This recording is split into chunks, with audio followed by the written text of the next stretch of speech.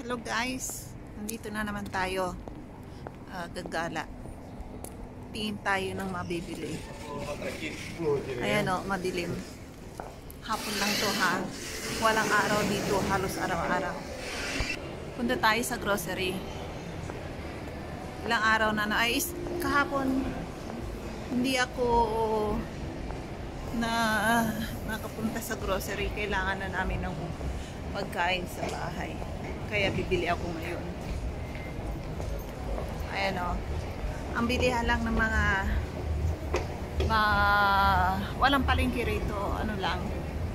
Sa supermarket. Ganyan. Kaya ang takbuhan ng mga tao rito wala rin yung mga street vendors or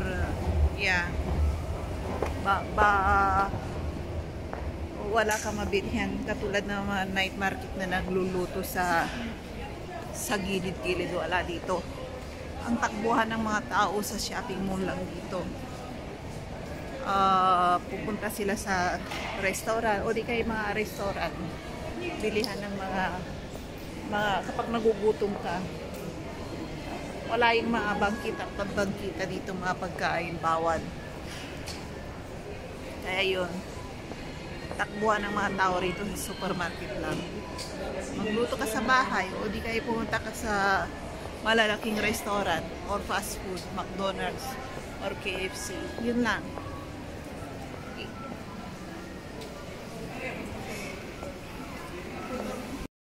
Pasok tayo sa groceryhan. Tingin tayo. Ano kayong mabibili? Tara, doon tayo sa dito.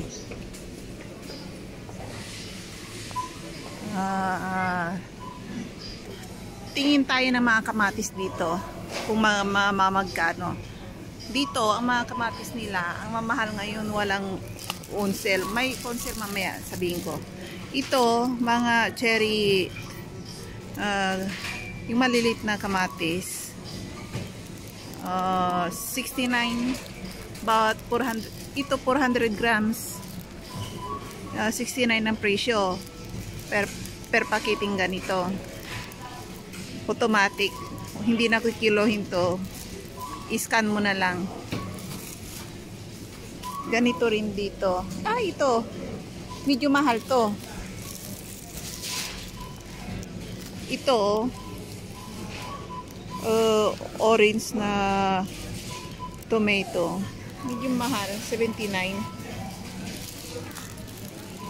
Mas mahal pa to kaysa dun sa pula. Hindi ko pa natitikman. Ito, on sale.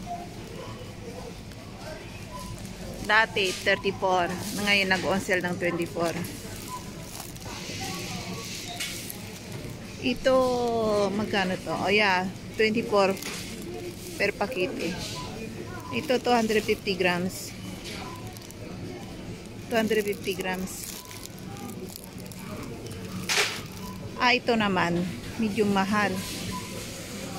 Isang box na to 98. Napakamahal naman ngayon.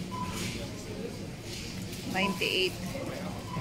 Kalahating kilo, 98. Grabe, ang mahal. Ito naman, yung malalaki, 64. Isang ganito, per pakete din. Isang kilo to, 64. Ito, 69. Ito, makabili ka ng tingi-tingi. 69. Kahit na isang pirasong bilhin mo, pwede. Kaparehas din ito. Ito, 49.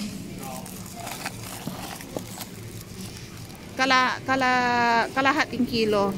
Yung nandyan, isang kilo, 64. Ito, kalahating kilo, 49. Mahal naman. Mahal.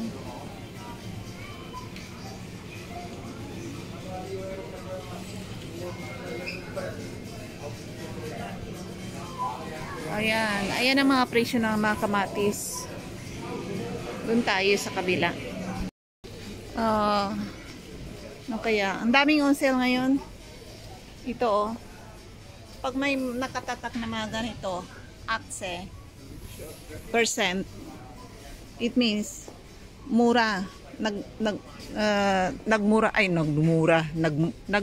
hindi nagmura. Ano ba yan? Tagalog na yan. Ayan.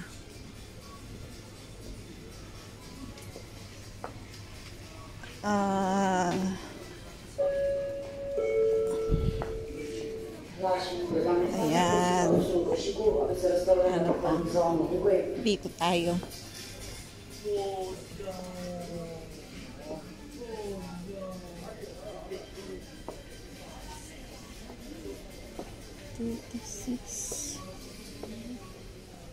Tingin pa tayo kung ano.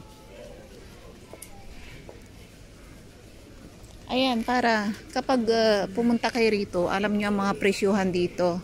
Panoorin nyo lang ang video to. Pinapakita ko ang mga presyo para ihanda nyo yung mga budget ninyo. Or di kaya para alam nyo kung magluluto kayo sa mga Airbnb ninyo or hotel, hindi na pwedeng magluto dun sa hotel. Bawal yata. Pwera lang kung sa Airbnb may kusina. Ayun lang. Ayan. Para kung pupunta kayo rito at sawa na kayo sa restaurant. Ayan, magluto naman kayo ng mga paborito ninyo. Ayan ang mga presyuhan dito. Huwag nyo ini-expect na napakamahal. May mga mura, may mga mahal din. Ayan. Diba? Ayan. Uwi na tayo kasi gabi na rito. Alam nyo naman yung mga tao dito. Pag medyo dumilim-dilim na, nagmamadali yan sa bahay para magluto. Kasi alam niyo naman dito, wala nang magalahan pagdating ng mga yung sa labas, pwera lang sa shopping mall. Sa labas, mga alas 6 nagsasarado na sila hanggang napang oras. Yung iba, karamihan alas 6. Yung iba, alas 8. Ganun lang yun. Halos wala ng tao sa labas. Kaya dito lang sa shopping mall. Uwian na. Magluluto pa ako. Bye na.